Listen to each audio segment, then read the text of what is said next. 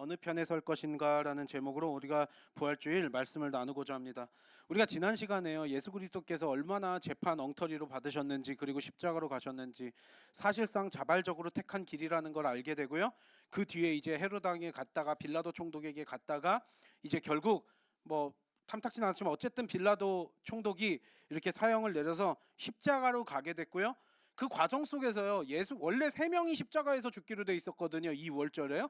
근데 그 중에 누가 풀려나요?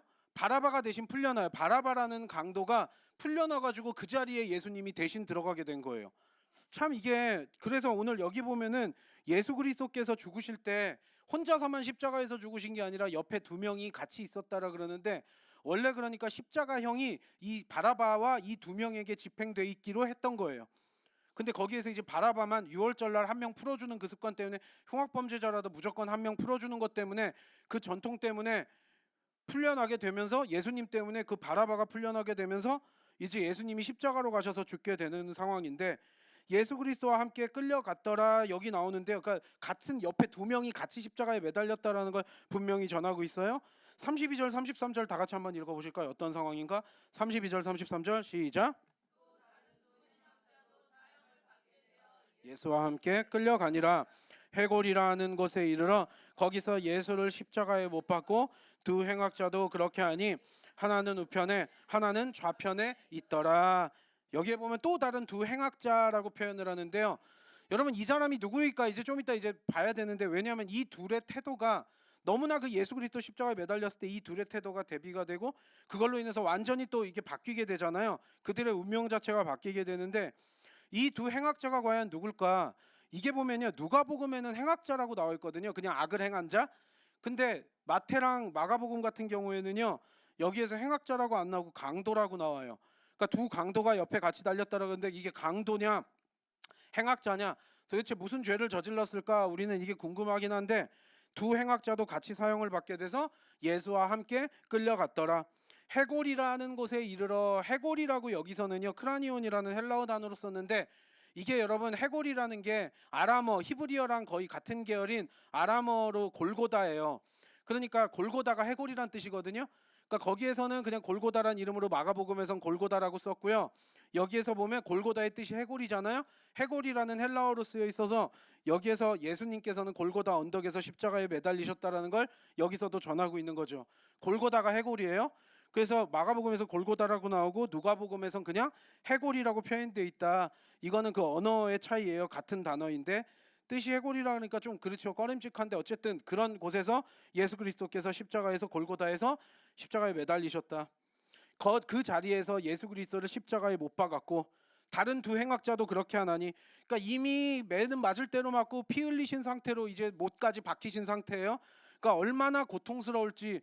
여러분, 이 십자가가 이게 참 너무나 잔인한 것이, 너무나 서서히 죽이잖아요. 예수님이야 한 대여섯 시간 정도 만에 죽으셨다라고 나오지만, 보통 사람들은 이틀, 3일, 그리고 그 이상도 살아있는 사람들이 있거든요. 왜냐하면 너무나 피 흘리면서 서서히 죽어가서, 이 세상에서 가장 죽일 수 있는 잔인한 방법이 십자가형이에요. 여기에서 이제 그렇게 고통스럽게 매달린 상황이셨고, 두 행악자도 옆에 있었던 두 강도라고도 표현을 하고요. 두 행악자도 우편에 좌편에, 그러니까 예수님이 가운데 매달리셨다.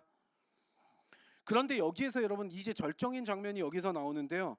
34절 한번 읽어보실까요? 34절 다 같이 읽겠습니다. 시작. 그래서 이르시되 아버지 저들을 사하여 주옵소서, 자기들이 하는 것을 알지 못함이니이다 하시더라. 여기까지 볼까요? 여러분, 고통받고 있는 그 과정 속에서, 그 상황 속에서요, 누구를 위해서 기도할 수 있겠어요? 근데 예수님께서 여러 가지 모범을 보이셨잖아요. 여러 가지 가르침을 가르치셨고 여러 가지 본보기를 보이셨는데, 여러분, 예수님이 보이신 모범 중에 가장 어떻게 보면 끝판왕이라 그래야 되나요? 가장 압권인 장면이 이 오늘 십자가성에서 예수님 자신을 못 박은 사람들을 위해서 용서해달라고 기도하는 이 장면. 아버지 저들을 용서하여 주옵소서, 마지막까지 가는 순간에요. 여러분, 얼마나 치사하고 야비하고 정말 간사하고 그렇게 예수 그리스도를 십자가에 못 박았어요? 그럼에도 불구하고 여러분, 예수 그리스도께서 원수까지도 사랑하라라는 그 가르침을요, 본인이 직접 마지막까지 지키고 가신 거예요. 여러분, 저들이 하는 것을 알지 못합니다. 물론요, 여러분, 이거는요, 예수 그리스도의 십자가 죽음은요, 유대인만의 책임도 아니고 이방인만의 책임도 아니고 그들 모두예요. 어떻게 보면요, 유대인들이 계략을 짜가지고 예수 그리스도를 십자가로 끌고 간 것도 맞지만 마지막 사형 판결을 하고 예수 그리스도를 고문하고 또 못 박은 자들은 로마 군인들과 빌라도 총독이잖아요. 그러니까 그 예수 그리스도를 직접적으로 못 박은 유대인들, 로마인들, 그들이 뭐 책임이 없어지고 그들이 지은 죄가 뭐 없어진다라고까지는 말 못하겠죠. 하지만 예수 그리스도께서는 그들이 지금 무슨 짓을 하는지 알지 못하고 저럽니다라 그러면서 용서해달라고 하시는 거예요.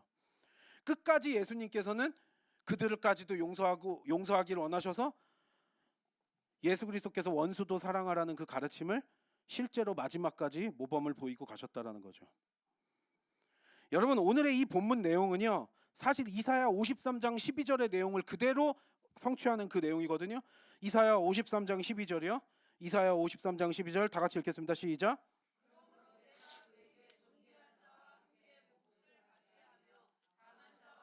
탈취한 것을 나누게 하리니 는 그가 자기 영혼을 버려 사망에 이르게 하며 범죄자 중 하나로 헤아림을 받았습니다. 그러나 그가 많은 사람의 죄를 담당하며 범죄자를 위하여 기도하였느니라.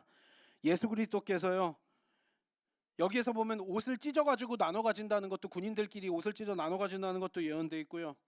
그 다음에 예수 그리스도께서 혼자서만 죽으시는 게 아니라 범죄자들 중에 하나로 취급받아가지고 죽으신다라는 것도 이사야 선지자가 이미 예언해 놓으신 거예요. 그러니까 십자가 사건과 이 모든 것들이 이미 하나님께서 다 계획한 대로 이 모든 것들이 진행되고 있다. 이사야 선지자가 진작에 예언해 놓은 이 예언을 그대로 예수 그리스도께서 이루었다는 사실을 우리는 알 수 있는 거죠. 범죄자들을 같이 옆에서 이렇게 하나로 헤아림을 받았고요. 특별히 많은 사람의 죄를 담당했는데 마지막까지 범죄자를 위해서 기도하는, 십자가상에서까지 자기를 십자가에 매달은 사람들을 위해서 기도하는 것까지도 다 예언이 돼 있었다라 그러고요. 예수 그리스도께서는 그 예언을 빠짐없이 성취하시는 거죠. 고통 중에 그러니까 여러분, 예수님께서 결국 하신 일이 뭐예요, 여러분? 예수님은요, 하나님과 우리 인간이요, 죄를 져가지고 원수가 됐어요.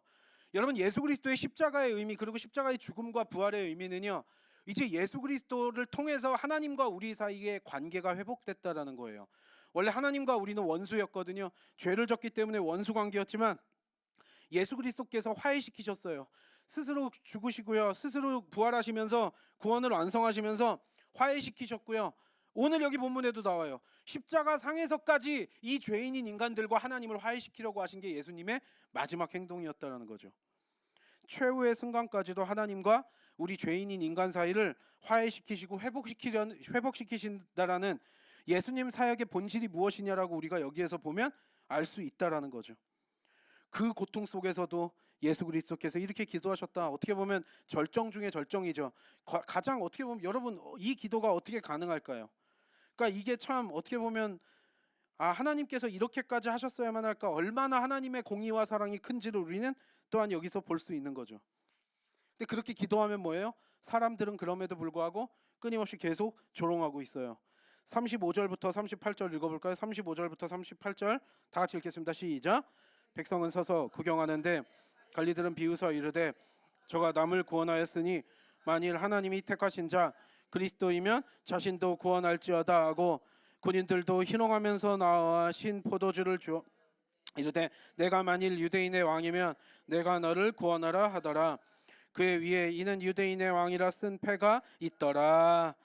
여기에서 보면 그럼에도 불구하고 사람들은요, 근데 여기에서 보면 잘 지켜봐야 되는 게요, 35절에 보면은요, 일반 백성들하고 예수님을 못 박은 반대자들하고 여기서 극명히 좀 드러나긴 하거든요.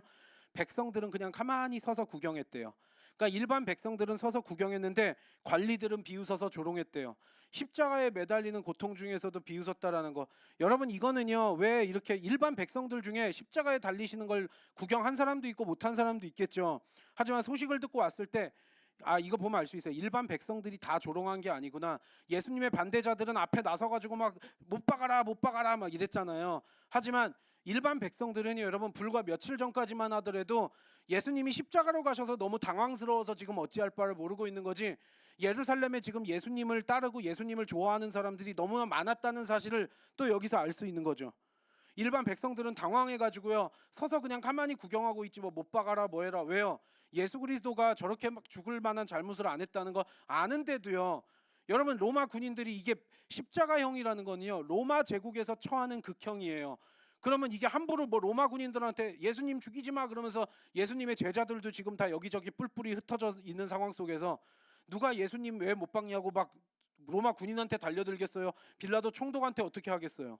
그러지도 못할 뿐더러 일단 로마 제국한테 그러지도 못할 뿐더러 유대인들도 마찬가지예요. 그럼 유대인들 너네들 왜 그랬냐 뭐 했냐라고 하기엔 신명기에 보면은요 나무에 달린 자는 하나님께 저주받았다 그러는 그 구절 보면 예수님이 메시아라고 그들은 믿고 호산나 호산나 외치면서 막 종려나무 가지 흔들면서 외치던 그 수많은 사람들이 왜 구경하면서 침묵할 수밖에 없었는지 나오는 거죠. 하나님께 저주받은 자야. 그러니까 이거예요. 저자가 그동안 수많은 기적들을 일으키고 죽은 자까지도 살린다 그래서 사람들이 환호를 했는데 저 사람은 우리의 메시아는 그들 입장에서는 슈퍼맨이어야만 해요. 그러니까 만약 그렇게 나무에 매달릴 상황이 되면 혼자서 스스로 탈출할 수 있는 대단한 어떤 뭐 전사, 용사 이런 사람이 돼야지 그들의 메시아가 될 수 있는 거예요. 근데 십자가로 매달리는 순간 예수님이 나쁜 놈이라고 여겨서 그들이 그런 것이 아니라 예수님이 죽으시는 것을 보면서 그들은 그냥 넋을 놓고 바라본 자들이 상당히 많았다라는 거예요. 왜냐면 자기들이 어찌할 바를 뭐 못하죠. 어디에 뭐 할 수도 없지만 나무에 달려서 십자가에 죽게 되는 순간에는 아이고 저 사람이 좋으신 분이긴 했는데 아이고 저 사람 저 메시아는 아닌가 보네. 그리스도는 아닌가 보네 라고 그들에게 그렇게 결론이 내려지니까 사람들이 그냥 침묵하면서 서서 구경했다. 하지만 관리들은 비웃었다. 그러면서 뭐라 그래요? 야 다른 사람들은 막 병도 고치고 다른 사람들은 잘 고치고 구원하더니 너가 그리스도인이면 스스로도 구원해봐 이러면서 조롱하는 거죠. 여러분 이게 얼마나 악랄하고 그들이 정말 하나님을 얼마나 우습게 여기면 그들은 이렇게 악랄하게 그 사람 한 무고한 사람을 죽이면서도 이렇게 그 앞에서 조롱할까요? 로마 군인들은 뭔지도 모르고 그냥 하라니까 그냥 같이 조롱하고 희롱했겠죠. 채찍을 때리려니까 때리고 막 괴롭히려니까 괴롭히고 옷은 예수님의 옷은 다 벌거벗겨가지고 찢어가지고 자기들끼리 천은 나눠 가지고요. 그것까지도 이미 이사야서에 예언돼 있고요. 그러면서 여기서 신포도주를 줘요. 여기서 포도주를 준다는 건 그 로마 군인들이 자기들이 마시던 음료수거든요. 이게 포도식초 같은 건데 신포도주를 준다라는 의미는요. 뭐 교통의 경감도 있겠지만요. 여러분 이게 십자가가 잔인한 이유는요. 보통 사람들이 매달려 있으면 이틀이고 3일이고 막 며칠이고 더 매달려 있으면서 서서히 죽어간다고요. 근데 갈증이 나면 더 빨리 죽겠죠. 탈수 증상이 일어나고 물을 못 마시면 더 빨리 죽으니까 신포도주를 주는 게 예수 그리스도를 로마 군인들이 불쌍히 여겨서 주는 게 아니라요. 그러니까 예수님은 그것마저도 거절했죠. 스폰지에다가 이렇게 해가지고 물 머금어가지고 마시라고 이렇게 해가지고 주니까 예수님이 거절하셨다라는 표현도 다른 곳에는 나오는데 포도주를 주면서 만약 당장 목마르니까 그 갈증을 해결하려 그러면은요 생명이 더 길어져요 안 길어져요? 연장이 돼요. 그러니까 예수 그리스도께서는 포도주 마시는 것까지 거절했어요. 당장 막 갈증 나고 뭐하고 하는 상황 속에서 그래서 예수 그리스도께서는 물과 피를 다 쏟으시고 그러면서 더 다른 사람들보다 더 일찍 보통 사람들은 보통 며칠씩도 매달려서 서서히 죽어가는데 예수 그리스도께서는 그렇기 때문에 더 일찍 더 죽으신 거죠. 여러분 이거를 보면은요 군인들도 조롱하면서요 어떻게 보면 예수님을 불쌍히 여겨서 그런 게 아니라는 것까지도 우리는 알 수 있는 거죠. 그러면서 끝까지 그들은 조롱해요. 당신이 그리스도라면 스스로 좀 구원해 보시죠. 너 스스로를 구원해 보세요 라고 하면서 조롱을 하는 거예요. 왜 그동안 뭐 하나님의 아들이라며, 왜 그동안 뭐 너가 메시아라며, 왜 그동안 너가 막 병자 고치고 뭐하고 죽은 자까지도 살렸다며, 기적이 많았다며, 그러면 너부터 살려봐야지. 여러분 그렇게 끝까지 조롱당하시면서 예수님께서는 죽으셨다라는 사실. 여기에서 이제 보면은요 옆에 달린 두 행악자에 대한 이 내용이 나오는데 어떻게 보면 두 강도가 여기 나오거든요. 39절부터 41절 읽어볼까요? 오늘 본문 39절부터 41절까지 읽겠습니다. 시작. 비방하여 이르되 내가 그리스도가 아니냐.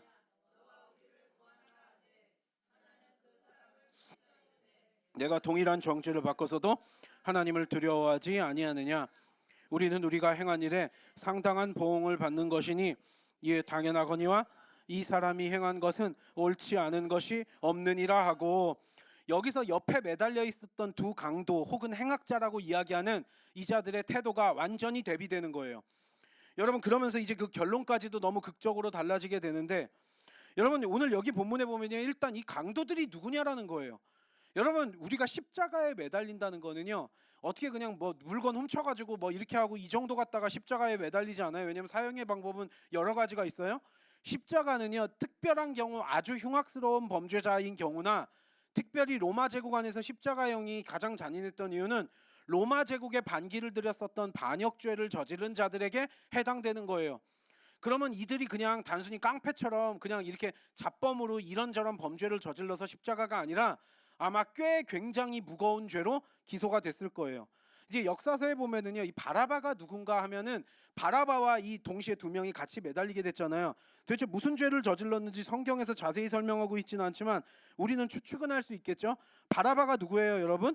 바라바는요, 열심당원으로 추측이 되기도 하는데 굳이 우리가 지금으로 따지자면은요, 여러분 극좌 세력이나 극우 세력이나 이런 사람들은 자기들의 신념을 가지고 정치적으로도 그런 사상을 가지거나 종교적으로도 완전히 치우쳐서 약간 사이비적으로 이렇게 가면 여러분 막 그 신념을 가지고 자기들의 신념을 지키기 위해서 폭력이라는 방법까지도 써야 된다 이렇게 이야기를 해요. 그게 여러분 그래서 극좌나 극우로 가면 위험한 이유가 그거이기도 하고요. 그래서 필연적으로 사람들을 학살하는 일까지도 이어지게 되는 거고요. 여러분 종교적인 신념도 마찬가지예요. 극단주의 이슬람 세력들 특별히 보면은요, 자살 폭탄 테러하고 비행기로 뭐 테러하고 기차 테러하고 차 테러하고 폭탄 테러하고 막 하면서도 자기들은 그 신념을 지키면서 알라가 나를 천국에 데려갈 것이다 이렇게 믿으면서 테러를 한다라 그랬죠. 극단주의적인 어떤 이런 신념을 가지고 있는 자들은 굳이 따지자면 예수님 시절에 열심당원들이 그런 부류들이 많았거든요. 영어로 젤럿이라고 하는 그 부류들이요. 이 사람들은요, 아마도 폭력적인 어떤 혁명, 야 우리가 이대로는 살면 안 돼, 로마 제국도 다 무너뜨리고 우리가 정권을 잡아서 새로운 세상을 만들어 보자라 그랬을 때 그냥 캠페인으로 했을까요? 사병들 모아가지고 훈련시키고 무기해가지고 폭력적으로 뭔가 쿠데타를 일으켜보자라고 했을까요? 바라바가요, 살인과 폭동죄로 기소가 된 자였거든요. 그럼 아마도 폭동을 일으키고 폭력적인 방법으로 여기저기 하면서 지금으로 따지면 그냥 테러리스트 역할을 한 거죠. 자기들의 신념을 지키기 위해서. 근데 그 신념이 나름대로 막 완전히 이게 아니라 자기들끼리 뭉치게 해주는 뭔가 신념이 있었겠지만, 그렇다고 해서 폭력을 쓰는 걸 정당화해서 쿠데타 일으키는 거, 예수님이 그러지도 말라고 하셨잖아요.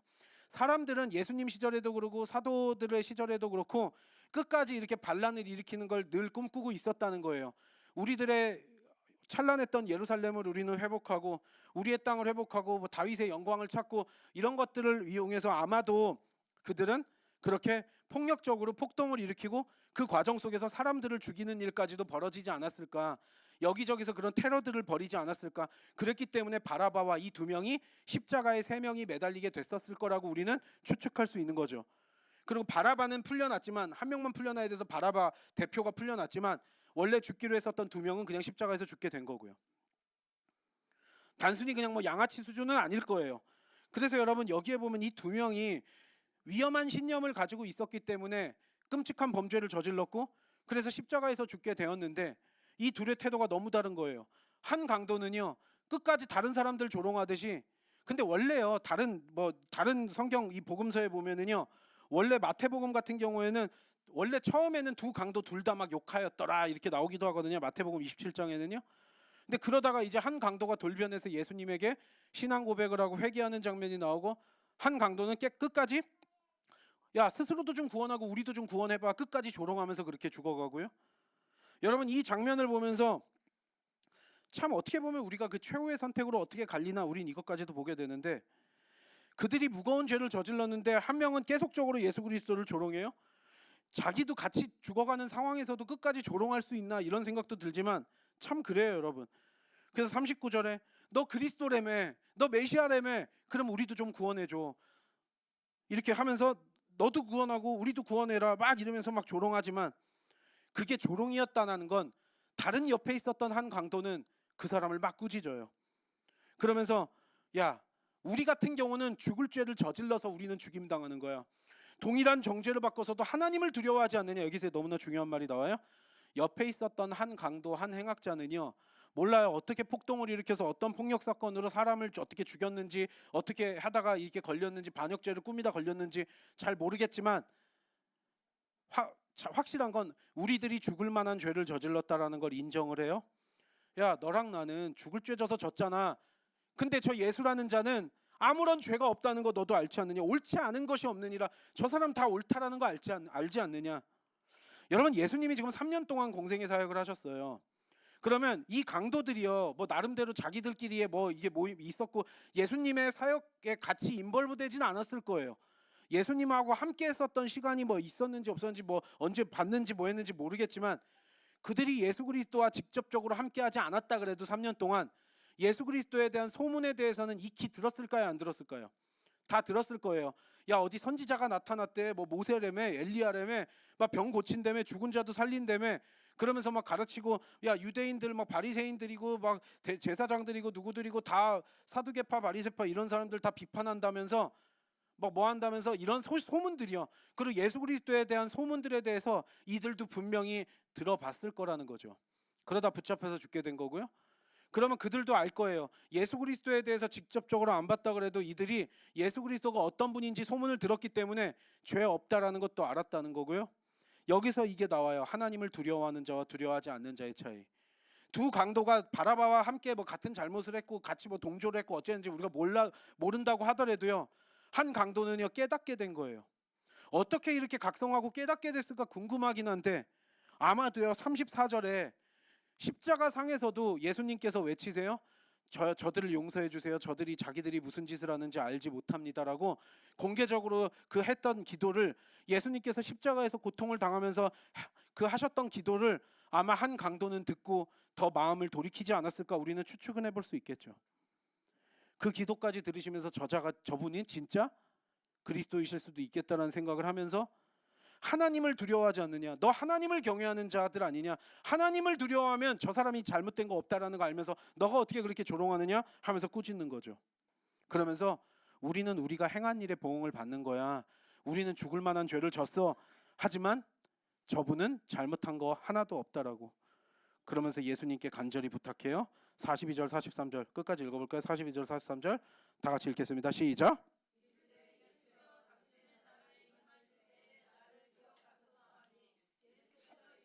내가 진실로 내게 이르노니 오늘 내가 나와 함께 낙원에 있으리라 하시니라. 아멘. 예수님 당신의 나라에 임하실 때 예수 그리스도를 하나님의 이거는요 근데 되게 놀라운 게요. 어떻게 예수 그리스도를 이렇게 갑자기 하나님의 나라로 그러니까 예수님을 하나님의 아들이시자 메시아로 믿었다라는 거거든요.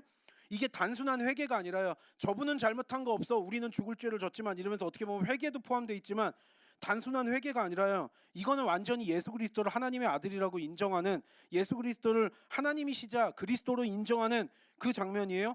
당신의 나라에 임하실 때 나를 기억하소서라고 예수님께 마지막 부탁을 해요. 그러니까 예수님께서 내가 진실로 내게 이르노니 너무나 딱 약속을 해주시는 거예요. 진실로 내게 이르노니 오늘 내가 나와 함께 낙원에 있으리라. 여러분 이 두 강도의 태도가요. 마지막 그 최후의 순간에 여러분 그러니까 어느 편에 서겠느냐 오늘 이게 주제이기도 한데요. 하나님을 두려워했었던 그 사람은요. 근데 문제는 예수 그리스도가 누구신지를 깨닫는 건 분명히 하나님의 은혜가 임했을 거예요. 하나님을 경외하던 자는 자기가 비록 잘못된 신념으로 분명히 지금 십자가형을 당하는 그래서 지금 죽어가는 위치에 놓여져 있긴 하지만 그 마지막 순간에 회개하고 예수 그리스도를 온전히 받아들이면서 그의 운명 이 두 강도 한 명은 그냥 멸망의 길로 그대로 가게 됐고요. 한 명은 예수 그리스도와 함께 낙원에 있게 되었다는 사실. 최후의 순간에 어디에 쓰냐가 얼마나 중요하냐는 거예요. 여러분 우리가 지금 신앙생활을 하는데요. 지금 신앙생활하다가 신앙을 잃어버리는 게 아니라 우리는 최후까지 예수 그리스도의 편에 서야 될 줄 믿습니다. 마지막까지 누구 편에 서냐가 중요한 거예요. 여러분 여기에서 보면 그래서 그 마지막 순간에 그 전의 삶 그럼 그 전의 삶이 뭐 의미가 없는 것이냐? 우리가 그 전의 삶이 의미가 없다라고 말할 수는 없겠죠. 하지만요 여러분 최후의 순간에 예수 그리스도의 편에 선 자와 그렇지 아니한 자가 이렇게 달라진다라는 사실. 그래서 낙원에 머문다. 낙원이라는 건 여러분 이게 이 낙원이라는 단어가 에덴 동산에서 쓰여진 이 단어거든요. 아마도 천국의 동의어예요. 천국이라고도 나오지만 그래서 뭐 낙원, 천국 다르다 뭐 이렇게 얘기하는 게 있는데 그냥 낙원이랑 천국이랑 같이 이해하시면 되지 뭐 낙원 다르고 뭐가 아니에요. 다만 에덴 동산에서 쓰여진 이 단어랑 연결되어 있는 이 낙원이라는 단어 파라다이스잖아요. 영어로. 이 파라다이스는요. 여러분 결국은 하나님의 나라 천국을 의미하는 동의어예요.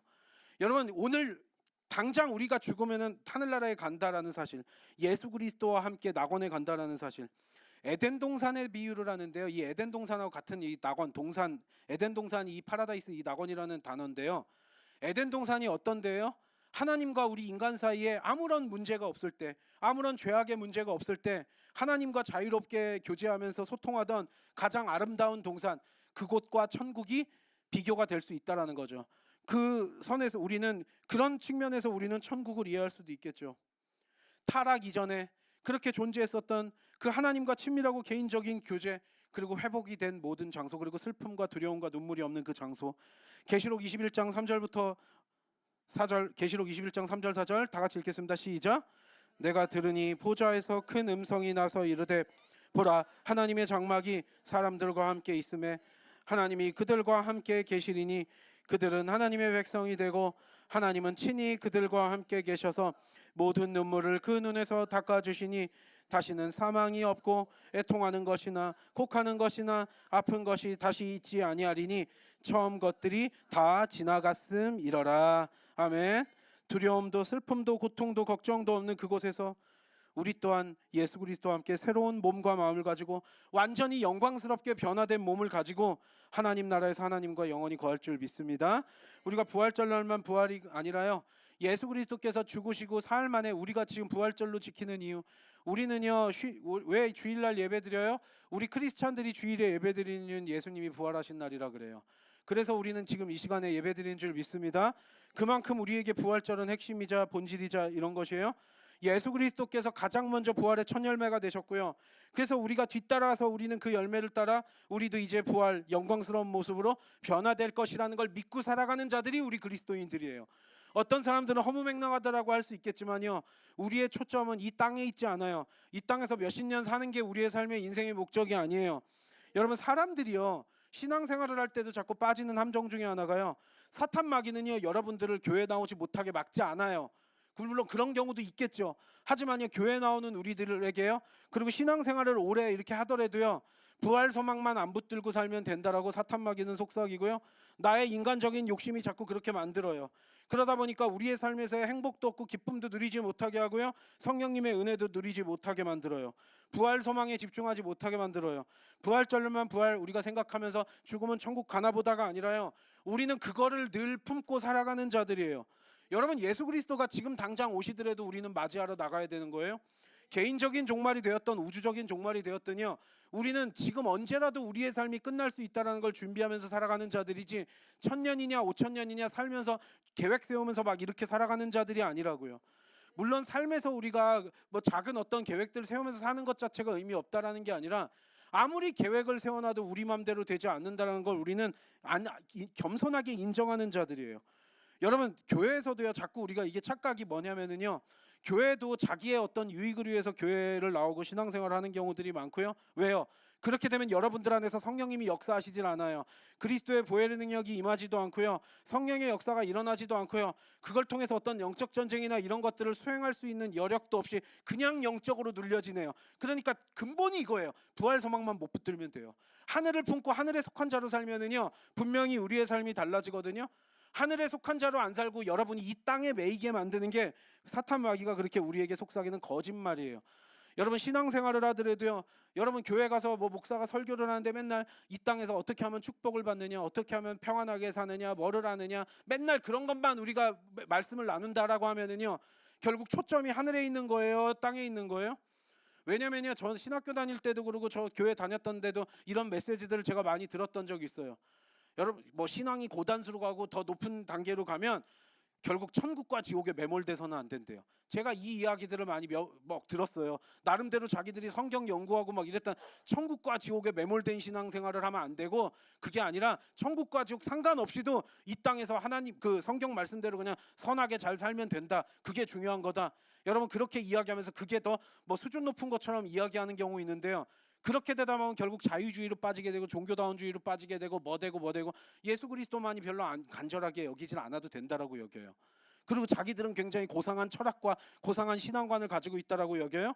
저도 처음에는 그런 속임수들에 그런가 뭐한가, 여러분, 그런데요 우리가 그거는 너무나 절묘한 속임수인 게, 여러분들이 진짜 뭐 천국과 지옥에 매몰돼서 맨날 뭐 천국 지옥 막 이것만 하라는 게 아니라요, 근본적으로 우리 안에 있는 부활 소망을 빼버리면 우리 안에 뭐가 남아요, 여러분? 여러분, 우리가 몇십 년 살아갈 이 땅에서의 얼마 때문에 우리는 지금 우리는 그것 때문에 예배드리고 있는 게 아니에요. 여러분 만약에 부활이 그렇게 중요하지 않다라고 여기면서 하는 자들은요 2000년 전이나 지금이나 계속적으로 이어져 왔거든요. 왜냐하면 그걸 생각하기가 싫어요. 천국 생각하고 뭐 상급도 생각하고 지옥 생각하고 이러는 것들이 어떻게 보면 좀 불편하게 여겨져요. 왜냐하면 우린 죄인이니까요. 그러면서 자꾸 이 땅 가운데 그냥 잘 살면 되라고 하는 경우들, 여러분 그래서 여러분들 우리가 하늘을 소망으로 품지 못하고 살면은요 결국 이 땅에서 결국 매이게 되면서 이 땅에서도 그러면 행복할까요? 아니에요. 여러분 우리가 이 땅에서 잘 살아가는 이유는요 하늘에 속한 자로서 이 땅에서 살아가는 거예요. 믿으세요 여러분? 우리는 이 땅에 속한 자가 아니라 하늘에 속한 자인 줄 믿습니다. 부활만 못 붙들게 해요. 여러분들 그것만 못 붙들게 해요. 그런 속임수를 써요. 그래서 크리스찬들아 적당히 선하게만 살아. 아니야, 선하게 사는 거는요 우리가 하늘을 소망으로 품고 있기 때문에 이 땅에서 선하게 사는 거예요. 이 땅에서 선하게 살고 돈 많이 벌고 잘 살고 뭐하고 이러기 위해서 우리는 예수 그리스도 믿고 지금 이 시간에 예배드리고 있는 게 아니라고요. 여러분 그 속임수에 속아 넘어가면 안 되는 줄 믿습니다. 왜냐하면 저도 그런 얘기들을 많이 들어요. 종종 그런 얘기를 들을 때마다 결국은 그건 거짓말이라는 거예요.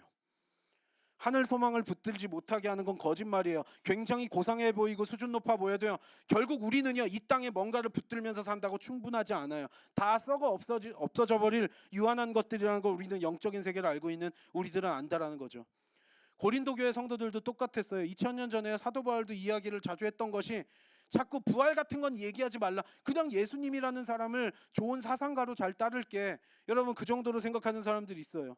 그리고 내가 복 받는 걸로 이용 좀 할게. 그 정도로 생각하는 사람들이 있어요. 마치 자기들이 그동안 뭐 무속신앙에 빠져 있듯이 어떤 뭐 우상숭배나 다른 어떤 종교에 빠져 있듯이 예수 그리스도를 그 정도로 여기면서 적당히 현세적인 거에 집중하면서 이 땅 가운데서 내가 잘 살기 위해서 이 땅 가운데서 복 받기 위해서 여러분 그것 때문에 우리 신앙생활하는 거 아니에요. 이거 착각하지. 우리 거룩한 십자가 교회들은 하늘에 속한 자로 사는 우리가 되어야 될 줄 믿습니다. 이 땅에서는요 여러분 하늘에 속한 자는요 땅 하늘에서 풀리면 이 땅에서도 풀리고요. 그건 막 우리가 너무나 걱정 근심 염려한다고 될 일이 아니에요. 발버둥 친다고 될 일이 아니라고요. 영적인 세계를 아는 자들은 이 비밀을 아는 줄 믿습니다. 고린도전서 15장 12절에서 15절이요. 고린도전서 15장 12절에서 15절 이거 늘 기억해야 돼요. 다 같이 읽겠습니다. 시작.